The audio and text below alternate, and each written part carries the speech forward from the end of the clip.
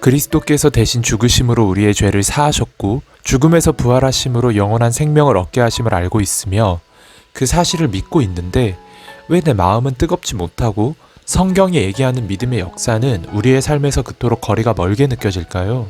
말씀을 묵상하던 중 그 이유를 어쩌면 알 것도 같습니다. 고린도전서 12장 말씀인데요.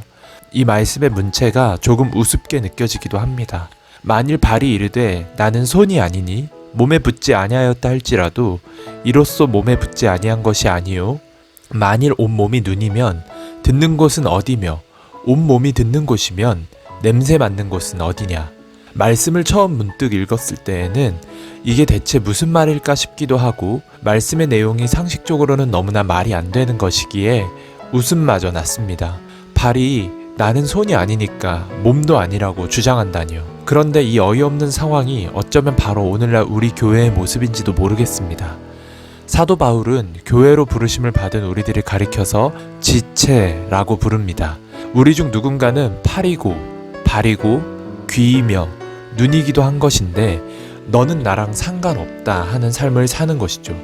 그리고 어쩌면 그러한 삶이 우리가 믿음의 능력을 경험하지 못하는 이유라고 생각했습니다. 만일 한 지체가 고통을 받으면 모든 지체가 함께 고통을 받고 한 지체가 영광을 얻으면 모든 지체가 함께 즐거워하느니라. 고린도전서 12장 26절에 이어서 나오는 말씀입니다. 하지만 실은 우리가 살아가는 세상 거의 모든 곳에서는 절대 이 성경의 말씀처럼 얘기하지 않죠. 그리고 간혹 이 말씀처럼 살아가는 자들도 실상을 보면 그 일들을 통해서 자신의 성취욕, 만족감, 어떤 개인의 영광 그런 것들을 위해서 하는 사람들이 있습니다. 잘 생각해 보십시오. 김남준 목사님의 책 인간과 잘 사는 법에는 이런 말씀이 있더라고요. 인간이 사랑하는 대상은 딱 두 가지뿐입니다. 자기 자신과 하나님.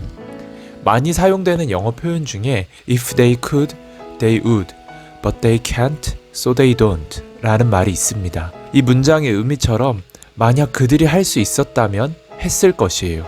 그런데 그들은 죄로 인해 성경의 요구대로 살 수 없기 때문에 그렇게 살지 않는 것입니다. 그렇지만 성령으로 새 생명을 얻은 우리들은 성경의 요구대로 할 수 있습니다. 포스트 모더니즘의 헤게모니 속에서 살아가는 이 시대의 위험성은 세상뿐 아니라 교회 안에서도 존재합니다. 아무것도 확실한 것은 없다는 포스트 모더니즘의 불확실성의 논리는 개개인을 일종의 신으로 만들어버릴 수도 있는 매우 그럴듯하고 숭고한 것으로 보일지라도 성경의 진리를 흐리는 잘못된 가르침이라고 생각합니다. 그리스도인이라면 만약 어떤 것이 진리에서 벗어난 것이 아니라면 많은 것을 기꺼이 수용할 수 있는 마음을 넓혀야 하지만 진리가 아닌 것에는 매우 단호한 삶을 살아야 한다고 생각합니다.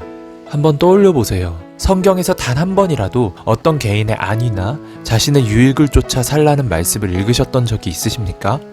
만일 누군가 하나님의 영광을 위해 살고 싶다면 오늘 이 사도 바울이 우리에게 전하는 말씀을 실천하는 삶을 살아야겠죠. 물론 쉬운 일이 아닙니다. 내 몸 하나 챙기며 사는 것도 어려운데 남을 먼저 챙긴다는 것이 어찌 쉬울 수 있겠습니까? 그렇지만 그 안에서 오히려 믿음이 회복되고 하나님께서 도우시는 것을 생생히 경험할 수 있을 것이라 믿습니다. 그리고 그 자리가 바로 믿음의 역사가 일어나는 자리가 되겠죠.